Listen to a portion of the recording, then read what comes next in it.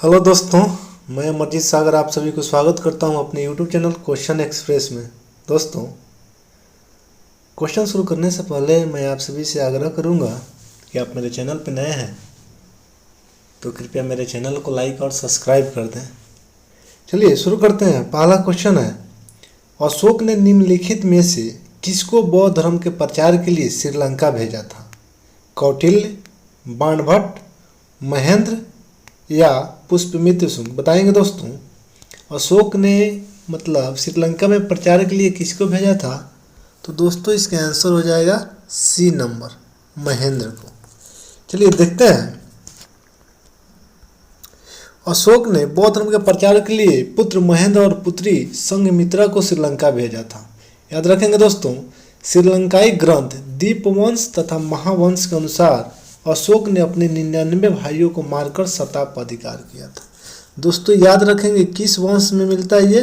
दीपवंश तथा महावंश के अनुसार ये अशोक ने अपने 99 भाइयों को मार के सत्ता का अधिकार किया था। और सिंहासनारोहण के पूर्व अशोक, यानी जब सिंहासन उसका नहीं हुआ था उससे पहले अशोक जो था उज्जैन का प्रांतपति था। कलिंग विजय का वर्णन, दोस्तों याद रखेंगे, कलिंग विजय का वर्णन 13वें शिलालेख से प्राप्त होता है या चाहे 13वें शिलालेख में उसका वर्णन किया गया। चलिए नेक्स्ट देखते हैं। 2 नंबर क्वेश्चन है, होमरूल लिंग की स्थापना कब हुई थी?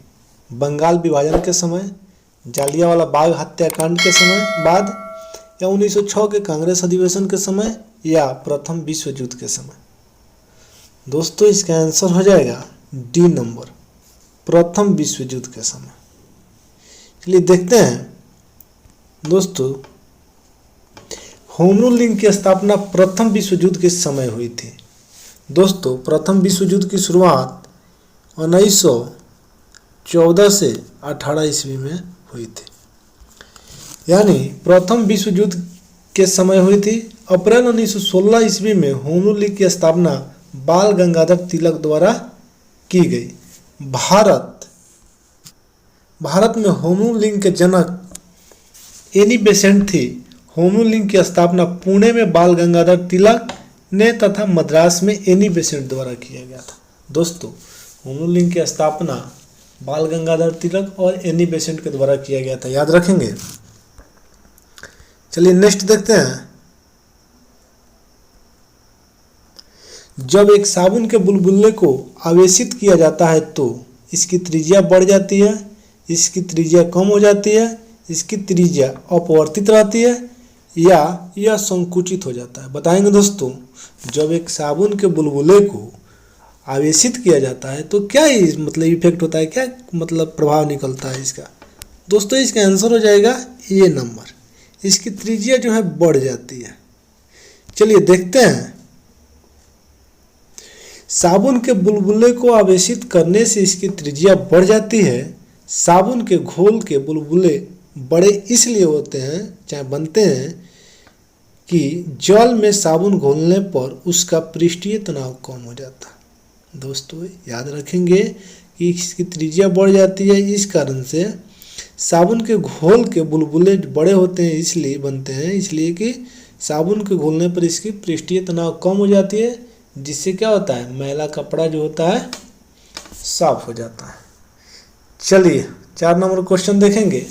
सुभाष चंद्र बोस ने 1943 ईस्वी में आज़ाद हिंद फौज की कमान किस देश से संभाला था?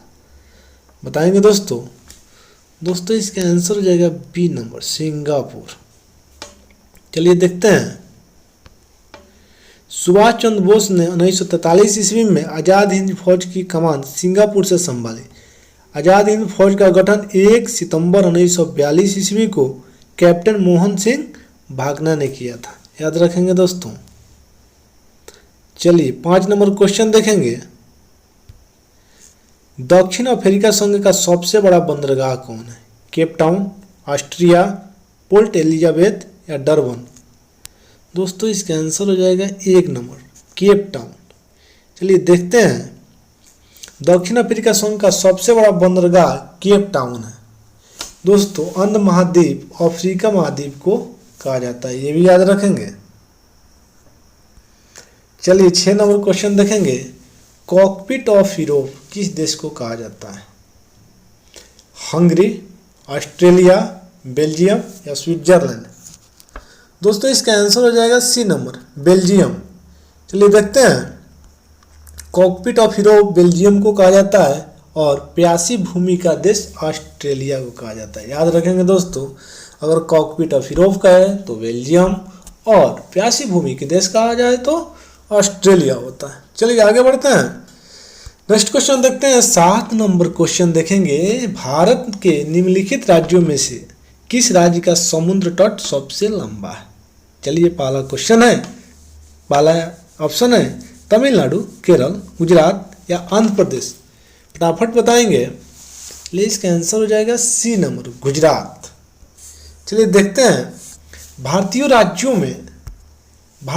में गुजरात राज्य की तट रेखा सर्वाधिक लंबी लगभग 1600 किलोमीटर है। दोस्तों एक बात और याद रखेंगे कि भारत के 9 जो राज्य हैं समुद्र तट से जुड़े हुए हैं, चाहे जुड़ता है। विश्व की सर्वाधिक समुद्री वाला देश कनाडा है, ये भी याद रखेंगे। और विश्व की बात करें तो कनाडा और भारत की बात करें तो गुजरात। चलिए आगे बढ़ते हैं। विद्युत चुंबक बनाने के लिए सामान्यतः किस धातु का प्रयोग किया जाता है? चलिए एक क्वेश्चन है, बहुत ही इंपॉर्टेंट क्वेश्चन है, मस्ट क्वेश्चन है, बीबीआई क्वेश्चन है। चलिए देखते हैं। विद्युत चुंबक बनाने के लिए सामान्यतः किस धातु का प्रयोग किया जाता है? तो लोहा, तांबा, निकेल या कोबाल्ट? बताएंगे दोस्तों। दोस्तों इसका आंसर हो जाएगा 1 नंबर, लोहा का। चलिए देखते हैं। चुंबकशीलता का मात्रक हेनरी मीटर होता है। एल्यूमीटर की चुंबकशीलता लोहे से कम होती है। चुंबक के चारों ओर वह क्षेत्र जिसमें चुंबक के प्रभाव का अनुभव किया जा सकता है चुंबकीय क्षेत्र कहलाता है। चलिए 9 नंबर क्वेश्चन देखेंगे। विद्युत धारा को मापने के लिए काम आने वाला उपकरण का नाम क्या है? बैरोमीटर, आमीटर, एनोमोमीटर या अल्टीमीटर? बताएंगे दोस्तों इसका आंसर हो जाएगा बी नंबर, आमीटर। चलिए देखते हैं। विद्युत धारा को मापने के लिए काम आने वाले उपकरण का नाम आमीटर है। बैरोमीटर से दोस्तों हम लोग क्या मापते हैं? वायु दाब। और अल्टीमीटर से उड़ते हुए वायुयान की ऊंचाई और एनीमोमीटर से हवा की गति। याद रखेंगे। चलिए क्वार्टर घड़ियां किस सिद्धांत पे कार्य करती है? विद्युत चुंबकीय प्रभाव, प्रकाश विद्युत प्रभाव, सीबेक प्रभाव या दाब विद्युत प्रभाव के? दोस्तों इसका आंसर हो जाएगा डी नंबर, दाब विद्युत प्रभाव के। चलिए देखते हैं 11 नंबर क्वेश्चन। हैजा किसके कारण होता है? जीवाणु, विषाणु, शैवाल या फफूंद? दोस्तों इसका आंसर हो जाएगा 1 नंबर, जीवाणु के कारण। चलिए देखते हैं।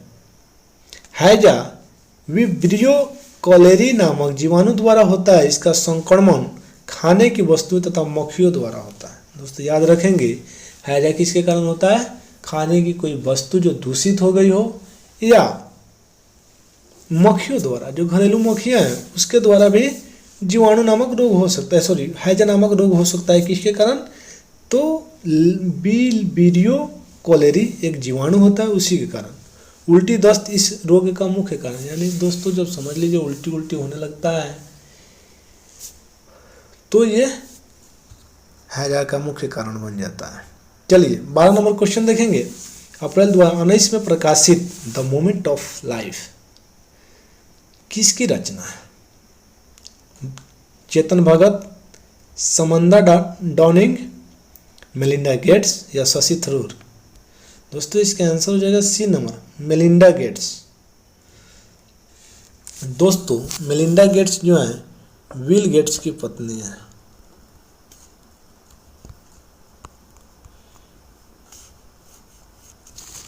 Wife of Bill Gates. चलिए देखते हैं।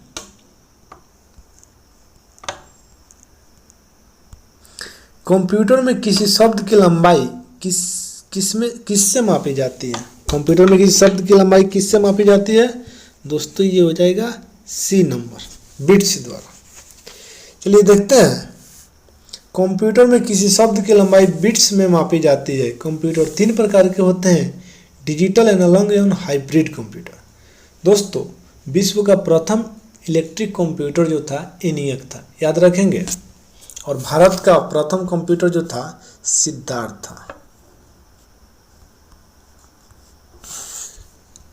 चलिए नेक्स्ट देखते हैं, गुलाबी क्रांति का संबंध किससे है? झींगा उत्पादन से, मछली उत्पादन से, गुलाब उत्पादन से या सेब उत्पादन से? दोस्तों, इसका आंसर हो जाएगा 1 नंबर, झींगा उत्पादन से। गुलाबी क्रांति का संबंध झींगा उत्पादन से और रजत क्रांति का संबंध अंडा उत्पादन से एवं पीली क्रांति का संबंध तिलहन उत्पादन से, याद रखेंगे दोस्तों। 15 नंबर क्वेश्चन देखेंगे, बद्रीनाथ किस नदी के तट पर बसा है? गंगा, अलकनंदा, भागीरथी या रामगंगा? दोस्तों, इसका आंसर हो जाएगा बी नंबर, अलकनंदा। चलिए देखते हैं, अलकनंदा का उद्गम स्रोत बद्रीनाथ के ऊपर सतोपथ हिमानी हिमनद से है। देवप्रयाग में अलकनंदा एवं भागीरथी मिलकर गंगा कहलाती है, याद रखेंगे दोस्तों। देवप्रयाग में अलकनंदा एवं भागीरथी मिलकर गंगा कहलाती है। दोस्तों, मैं आशा करता हूं कि आप सभी को मेरा वीडियो अच्छा लगा होगा, पसंद आया होगा। तो आप मेरे चैनल को लाइक करें, सब्सक्राइब करें, अपने दोस्तों के साथ शेयर करें। तब तक के लिए फिर आपसे अगले नेक्स्ट वीडियो में मिलते हैं। अभी आप सभी मित्रों को जय हिंद, जय भारत, वंदे मातरम। आपका दिन शुभ हो।